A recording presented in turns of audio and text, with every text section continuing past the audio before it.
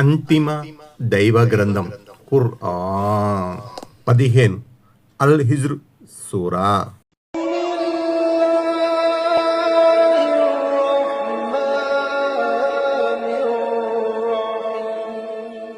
అనంత కరుణామయుడు అపార కృపాసుడైన అల్లాహ్ పేరుతో. ఆయత్ నంబర్ 56. قال ومن يقنط من رحمة ربه إلا الضالون.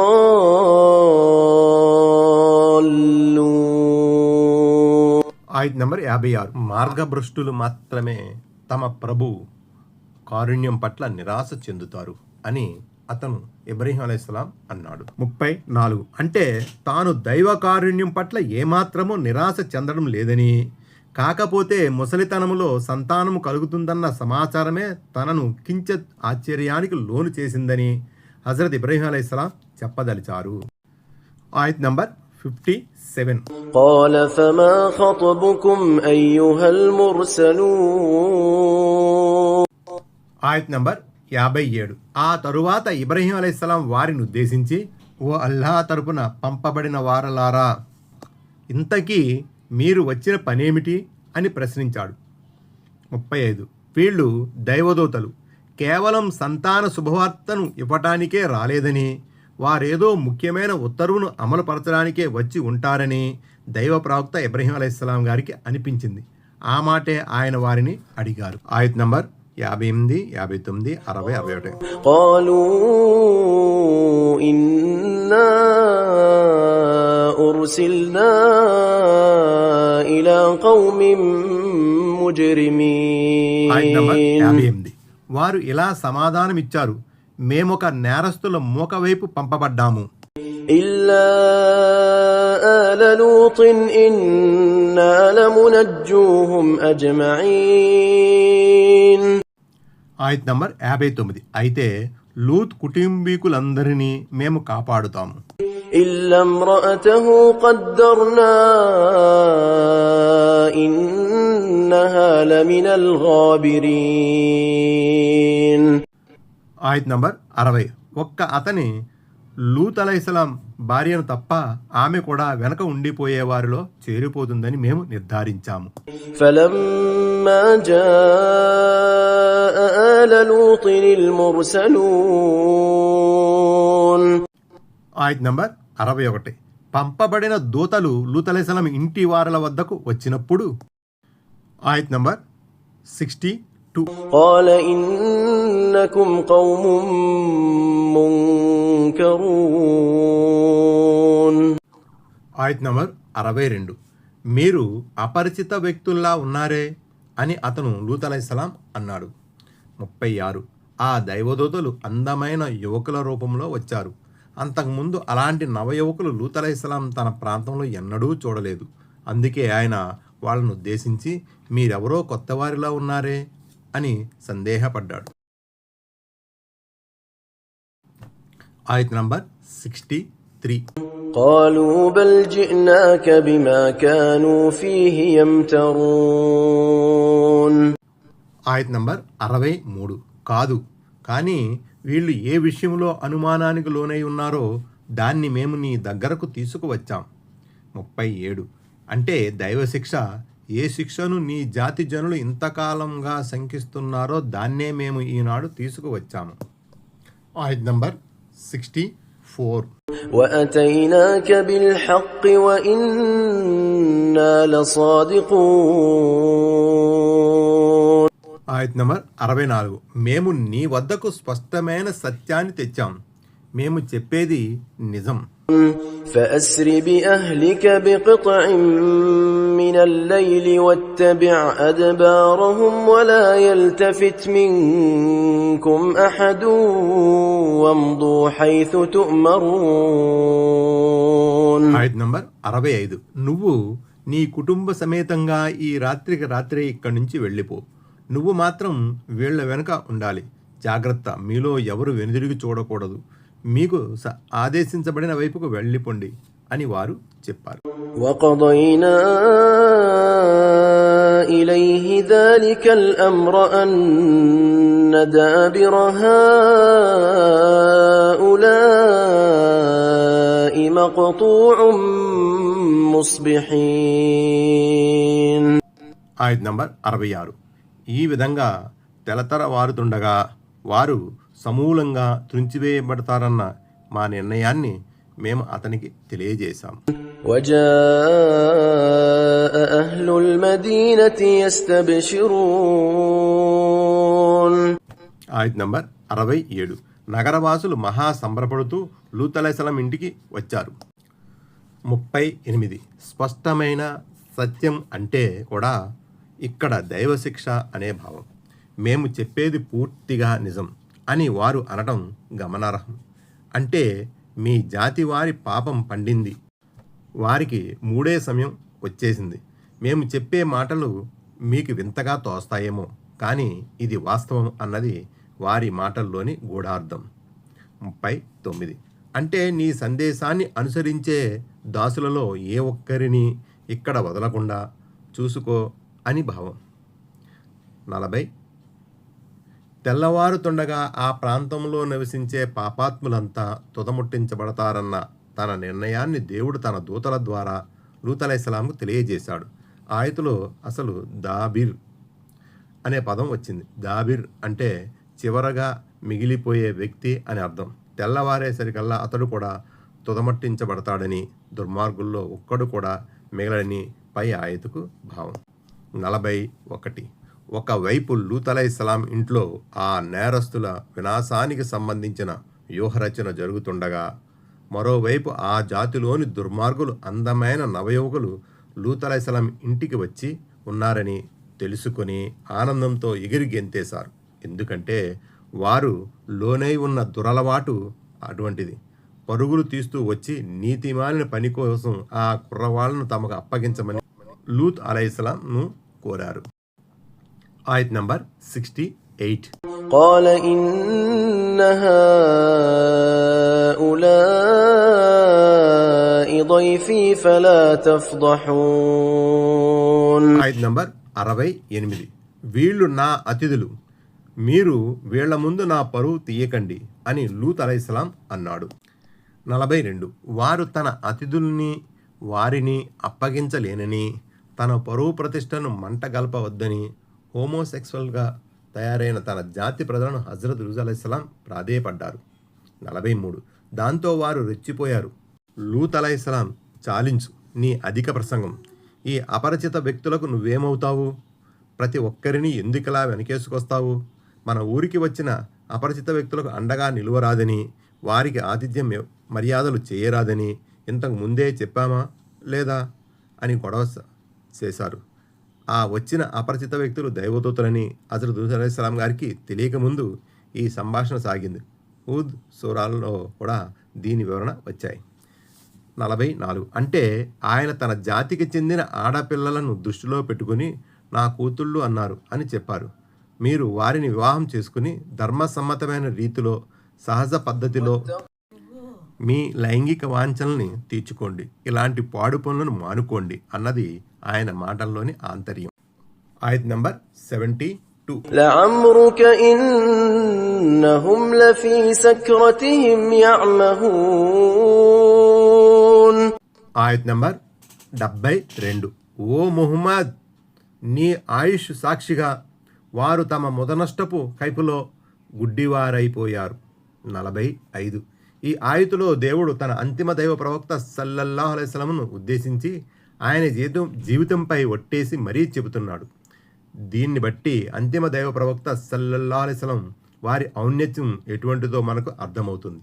అయితే ఈ విధంగా ప్రమాణం చేసి చెప్పడం దైవానికే చెల్లు. ఆయన తిరుగులేనివాడు. ఆయన కోరిన దానిపై ప్రమాణం చేసి చెప్పగలడు. ఆయన్ని ఎందుకు, ఎలా అని నిలదీసే హక్కు, అధికారం ఎవరికీ లేదు. తప్ప తాగిన మనిషి ఎలా మత్తులో మునిగిపోయి మంచి చెడుల విచక్షణ జ్ఞానం కోల్పోతాడో అలాగే లూత్ అలైహిస్సలాం జాతివారు కూడా స్వలింగ సంపర్క కైఫులో కళ్ళు మూసుకుపోయినట్లుగా తేలిపోసాగారు. ఆ సమయంలో హజ్రత్ నూహ్ అలైహిస్సలాం చేసిన ప్రతిపాదన పట్టించుకునే స్థితిలో కూడా వారు లేరు అని దేవుడు తెలియజేశాడు. ఆయత్ నంబర్ 73, 74, 75. فأخذتهم الصيحة مشرقين. ఆయత్ నంబర్ 73. సూర్యోదయం అవుతున్న సమయంలో ఒక భయంకరమైన ప్రేలుడు వారిని ముట్టడించింది. فجعلنا عاليها سافلها وأمطرنا عليهم حجارة من سجيل. ఆయత్ నంబర్ 74. చివరికి మేము ఆ నగరాన్ని తలక్రిందులుగా చేసి వేశాము, వారిపై కంకర రాళ్ల వర్షం కురిపించాము. إن في ذلك لآيات للمتوسمين. ఆయత్ నంబర్ 75. నిస్సందేహంగా యోచన చేసే వారి కొరకు ఇందులో ఎన్నో సూచనలున్నాయి. 46. సూర్యుని లేలేత కిరణాలు పడుతున్న సమయంలో ఒకే ఒక్క శబ్దం వచ్చింది. అత్యంత భయంకరమైన ఈ కేక హజ్రత్ జిబ్రీల్ అలైహిస్సలాందని కొంతమంది అభిప్రాయపడ్డారు. 47. వారి నివాస స్థలాలు భూమి నుంచి ఆకాశానికి ఎత్తి వాటిని తలక్రిందులుగా చేసి విసిరివేయడం జరిగిందని అనబడుతుంది. ఆ విధంగా వారు తమ ఇల్లు వాకిలి సమేతంగా తలక్రిందులుగా చేసి వేయబడ్డారు. అయితే కేవలం పైకప్పులతో సహా ఇళ్ళు కూలిపోవడం మాత్రమే దీని భావమని మరికొందరంటారు. 48. ఆ తరువాత వారిపై ఒక ప్రత్యేక రకమైన కంకర రాళ్ళు కూడా కురిపించబడ్డాయి. ఈ విధంగా వారు 3 రకాల శిక్షలకు గురి చేయబడ్డారు. భావితరాల కొరకు ఇదొక గుణపాఠం అయ్యేలా చేయబడింది. 49. ఆయతులో ముతవస్సిమీ అని ఉంది. నిశిత దృష్టితో విషయాన్ని పరికించే వారిని, యోచన చేసేవారిని ముతవస్సిమీ అంటారు. అలాంటి వారి కోసం ఇందులో గుణపాఠం ఉంది. ఆయత్ నంబర్ 76. وإنها لبسبيل مقيم. ఆయత్ నంబర్ 76. ఈ పట్టణం జనులు వచ్చే పోయే రహదారిపైనే ఉంది. 50. అంటే ప్రధాన రహదారి అని భావం. మదీనా నుంచి సిరియాకు వెళ్లే మార్గంలో శిథిలావస్థలో ఉన్న లూత్ అలైహిస్సలాం జాతి ప్రజల పట్టణాలు కానవస్తాయి.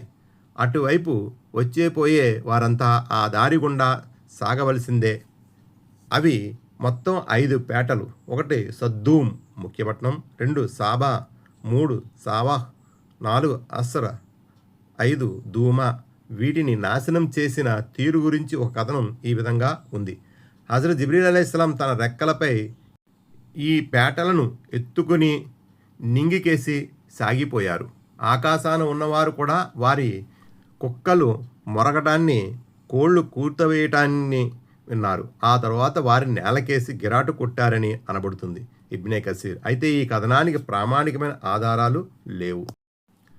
ఆయత్ నంబర్ 77. إن في ذلك لآية للمؤمنين. ఆయత్ నంబర్ 77. విశ్వసించిన వారి కోసం ఇందులో గొప్ప సూచన ఉంది. وإن كان أصحاب الأيكة لظالمين. ఆయత్ నంబర్ 78. ఐకా వారు అంటే అడవి జనులు కూడా దుర్మార్గులే. 51. దట్టమైన వృక్షాలను ఐకా అని అంటారు. వారు నివసించే చోట దట్టమైన చెట్లు ఉండడం వలన వారిని వనవాసులని, అడవి మనుషులని అన్నారు. అంటే హజరత్ సుహైబ్ అలైహిస్సలాం జాతి ప్రజలన్నమాట. హజరత్ సుహైబ్ అలైహిస్సలాం లూత్ అలైహిస్సలాం తరువాత పంపబడ్డారు. ఈయన ప్రదేశం కూడా ఇజాజ్, సిరియా ప్రాంతాలకు నడుమ. లూత్ అలైహిస్సలాం జాతి ప్రజలు శిథిల పట్టణాలకు సమీపంలోనే ఉంది. ఈ ప్రదేశం మదయన్గా వ్యవహరించబడింది. బహుశా ఇది హజరత్ ఇబ్రహీం అలైహిస్సలాం గారి కొడుకు లేక మనవడి పేరు అయి ఉంటుంది. ఆ మద్యాన్ పేరే ఆ బస్తీకి స్థిరపడింది. ఇంతకీ ఆ బస్తీ జనుల తప్పేమిటంటే వారు అల్లాహతో పాటు దైవత్వంలో వేరొకరిని కూడా భాగస్వాములుగా చేసుకునేవారు, దారిదోపిడీలు చేసేవారు, కొలతలు తూనికల్లో మోసానికి పాల్పడేవారు. వారిని శిక్షించే సమయం ఆసన్నమైనప్పుడు ఆకాశాన కారు మేఘాలు క్రమ్ముకున్నాయి. మరోవైపు నుంచి భయంకరమైన శబ్దం వినిపించింది. ఇంకోవైపు నుంచి భూమి ప్రకంపించింది. దాంతో ఆ బస్తీవాసులు నామరూపాలు లేకుండా పోయారు. ఆయత్ నంబర్ 79. فانتقمنا منهم وإنهما لبإمام مبين. ఆయత్ నంబర్ 79. ఆఖరికి వారికి కూడా మేము ప్రతీకారం చేశాం. ఈ 2 పట్టణాలు కూడా ప్రధాన రహదారి మీదే ఉన్నాయి. 52. ఇక్కడ ఇమామిన్ ముబీన్ అంటే జాతీయ రహదారి అని భావం. అంటే రేయింబవళ్ళు ప్రజల రాకపోకలు సాగించే దారి అన్నమాట. 2 పట్టణాలు కూడా అంటే లూత్ అలైహిస్సలాం జాతి ప్రజలు నివసించిన పట్టణము, సుహైబ్ అలైహిస్సలాం జాతి ప్రజలు నివసించిన మదయన్ పట్టణం అని అర్థం. ఈ 2 పట్టణాలు ఒకదాని ఒకటి చాలా దగ్గరలోనే ఉన్నాయి. ఆయత్ నంబర్ 80. ولقد كذب أصحاب الحجر المرسلين. ఆయత్ నంబర్ 80. హిజ్ర్ వారు కూడా ప్రవక్తలను ధిక్కరించారు. 53. హజరత్ సాలిహ్ అలైహిస్సలాం జాతి వారు సమూద్ జాతి వారు నివసించిన బస్తీల పేరు హిజ్ర్. వారు హిజ్ర్ వాసులు అస్హాబుల్ హిజ్ర్గా పిలువబడ్డారు. ఈ బస్తీ మదీనాకు తబూక్ మధ్య ఉండేది. వీళ్ళు తమ ప్రవక్త అయిన సాలిహ్ అలైహిస్సలాంను తిరస్కరించారు. కానీ ఆయతుల్లో అల్లాహ్ వారి ప్రవక్తలను ధిక్కరించారు అని సెలవిచ్చాడు. ఏ జాతి అయినా సరే ఒక ప్రవక్త ధిక్కరిస్తే ప్రవక్తలందరినీ ధిక్కరించినట్లే. ఆయత్ నంబర్ 81. وآتيناهم آياتنا فكانوا عنها معرضين. ఆయత్ నంబర్ 81. మరి చూడబోతే మేము వారికి మా సూచనలను కూడా వసగాము, అయినా అప్పటికి వారు వాటి పట్ల విముఖతే చూపుతూ వచ్చారు. 54. వారు పదే పదే దేవుని నిదర్శనాల కోసం డిమాండ్ చేసేవారు. వారి డిమాండు మేరకే ఒక ఆడవంటే బండరాయి నుంచి సృజించబడింది. కానీ ఆ దుర్మార్గులు దాన్ని కూడా దారుణంగా చంపేశారు. ఆయత్ నంబర్ 82. وكانوا ينحتون من الجبال بيوتا آمنين. ఆయత్ నంబర్ 82. వారు నిర్భయంగా పర్వతాలను తొలిచి ఇండ్లను నిర్మించేవారు. 55. అంటే అత్యంత సాహసోపేతంగా ఇంకా అనవసరంగా వారు పెద్ద పెద్ద కొండలను తొలిచి సురక్షితమైన స్థావరాలను ఏర్పరచుకునేవారు. హిజ్రీ 9వ సంవత్సరంలో అంతిమ దైవ ప్రవక్త ముహమ్మద్ సల్లల్లాహు అలైహి వసల్లం ఈ బస్తీ గుండా సాగిపోతున్నప్పుడు తలకు గుడ్డ చుట్టుకుని తన వాహనాన్ని వేగంగా పోనిచ్చారు. తన ప్రియ సహచరుల్ని ఉద్దేశించి దుఃఖంతో విలపిస్తూ దైవాగ్రహం పట్ల భీతులుతూ ఈ శిథిల పట్టణాన్ని దాటండి అని తాకీదు చేశారు. ఇబ్నే కసీర్, సహీ బుఖారీ 433, ముస్లింలోని 2285 ఈ ఉల్లేఖనం ఉంది. ఆయత్ నంబర్ 83. فأخذتهم الصيحة مصبحين. ఆయత్ నంబర్ 83. ఆఖరికి వారిపై కూడా తెల్లవారుతుండగా ఒక కేక విరుచుకుపడింది. 56. 3 రోజుల తర్వాత మీపై ఆపద రానున్నది. హజరత్ సాలిహ్ అలైహిస్సలాం తన జాతి వారిని హెచ్చరించారు. 3 రోజులు గడిచిపోయాయి. 4వ రోజు దైవాగ్రహం వారిపై అమాంతం విరుచుకుపడింది. ఆయత్ నంబర్ 84, 85. فما أغنى عنهم ما كانوا يكسبون. ఆయత్ నంబర్ 84. అంతే వారు సంపాదన వారికి ఏమాత్రము పనికి రాకుండా పోయింది. وما خلقنا السماوات والأرض وما بينهما إلا بالحق وإن الساعة لآتية فاصفح الصفح الجميل. ఆయత్ నంబర్ 85. మేము ఆకాశాలను భూమిని వాటి మధ్యనున్న సమస్త వస్తువులను సత్యబద్ధంగానే సృష్టించాము. ప్రళయ గడియ రావడం తథ్యం కనుక ఓ ప్రవక్త నువ్వు హుందాగా వారిని మన్నిస్తూ ఉండు. 57. పై వాక్యంలో సత్యం అంటే భూమి ఆకాశాల సృష్టి వల్ల వనగుడే ప్రయోజనాలని భావం, లేదా సత్యబద్ధం అంటే సజ్జనులకు బహుమానము, దుర్జనులకు శిక్ష విధించడం అని భావం కావచ్చు. ఈ విషయం దివ్య ఖురాన్లో వేరొక చోట ఇలా ప్రస్తావించబడింది: భూమి ఆకాశాల్లో ఉన్న సమస్తము అల్లాదే. ఆయన దుర్జనులకు వారి దుష్కర్మల ప్రతిఫలం, సజ్జనులకు వారి సత్కర్మల ప్రతిఫలం ఇచ్చేటందుకు ఈ వ్యవస్థను ఏర్పరచబడింది. అన్-నజ్మ్ 31వ ఆయతు. ఆయత్ నంబర్ 86. إن ربك هو الخلاق العليم. ఆయత్ నంబర్ 86. నిశ్చయముగా నీ ప్రభువే సర్వాన్ని సృష్టించినవాడు, సర్వము తెలిసినవాడు. ఆయత్ నంబర్ 87. ولقد آتيناك سبعا من المثاني والقرآن العظيم. ఆయత్ నంబర్ 87. మేము నీకు 7 ఆయుధాలను ఇచ్చి ఉన్నాము, అవి పదే పదే పునరావృతం అవుతూ ఉంటాయి. ఇంకా మహోన్నతమైన ఖురాన్ నీకు ప్రసాదించాము. 58. అసలు మూలం సబవు మసాని అని వచ్చింది.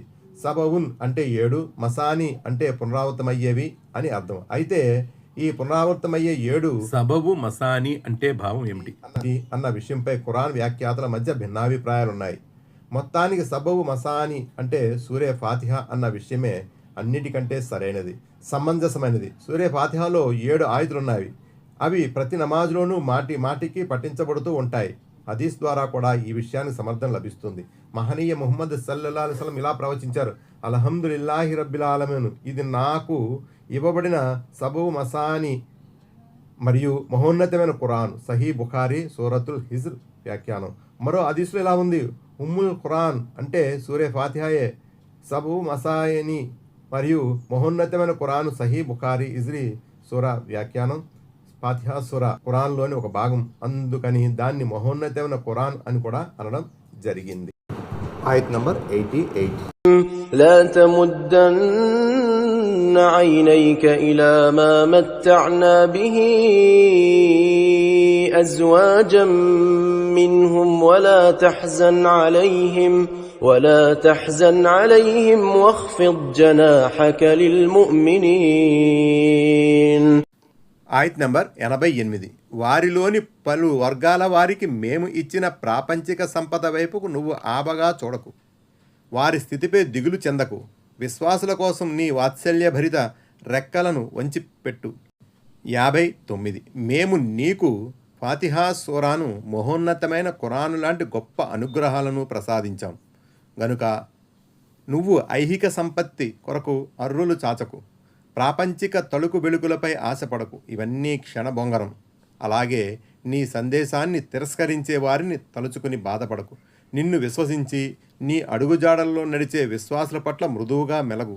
రెక్కలను వంచి ఉంచడం అనేది ఒక అరబీ జాతీయం. సాధారణంగా పక్షులు తమ పిల్లల మీద ప్రేమ చూపించదలిచినప్పుడు వాటి మీద తమ రెక్కలను పరుస్తాయి. అంటే పిల్లలను తమ రెక్కల కింద తీసుకుంటాయన్నమాట. ఆ విధంగా అరబీ భాషలో వాత్సల్యం చూపటం, మృదువుగా వ్యవహరించటం కోసం రెక్కలను వంచి ఉంచటం అనే జాతీయాన్ని వాడటం పరిపాటు అయ్యింది. ఆయత్ నంబర్ 89. وقل إني أنا النذير المبين. ఆయత్ నంబర్ 89. నేను స్పష్టంగా హెచ్చరించేవాడిని మాత్రమే అని వారికి చెప్పు. كما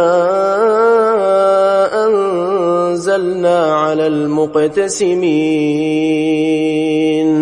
الذين جعلوا القرآن عضين. ఆయత్ నంబర్ 90-91. ఎవరు ఈ దైవ గ్రంథాన్ని ముక్క చెక్కలుగా చేశారో ఆ విభజనకారులపై మేము పంపినటువంటిదే ఇది. ఈ ఆయతుకు 60. ఈ ఆయతుకు కొందరు వ్యాఖ్యాతులు చెప్పిన అర్థం ఇది.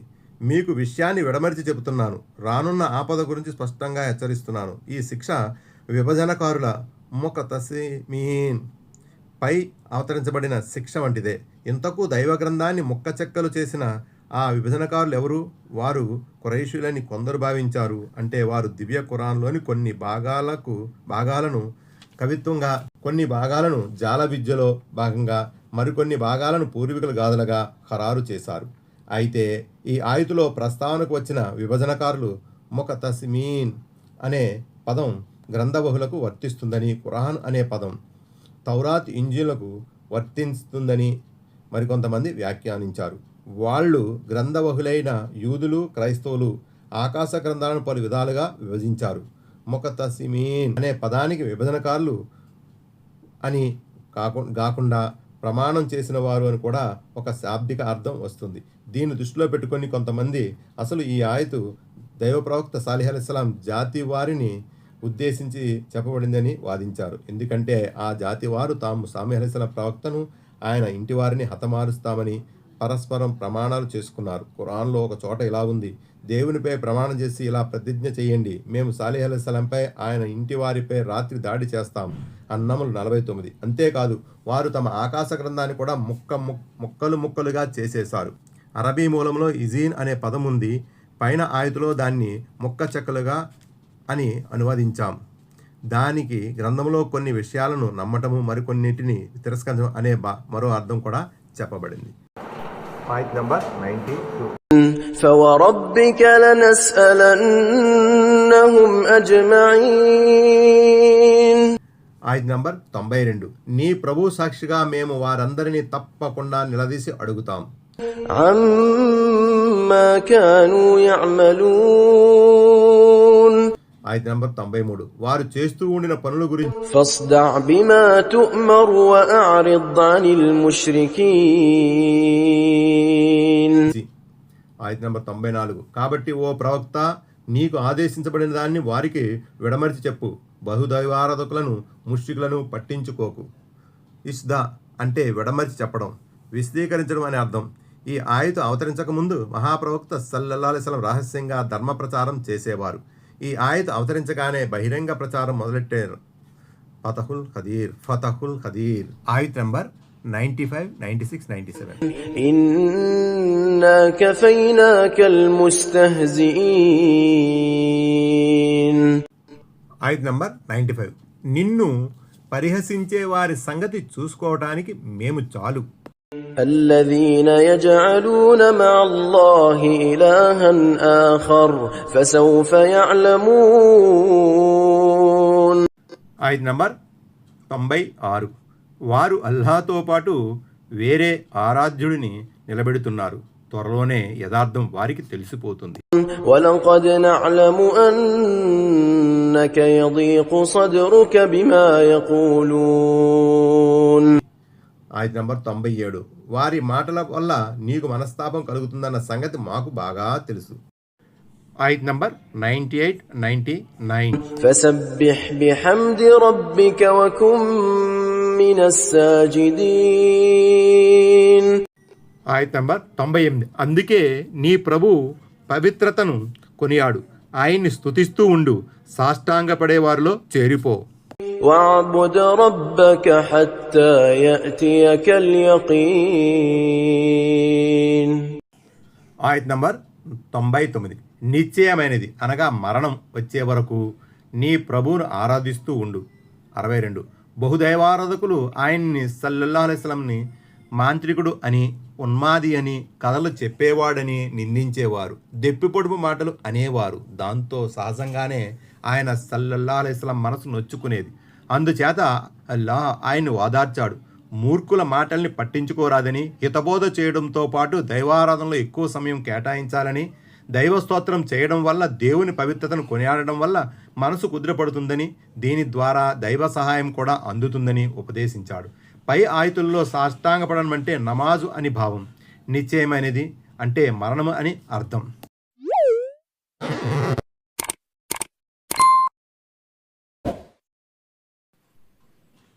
Please subscribe, touch bell.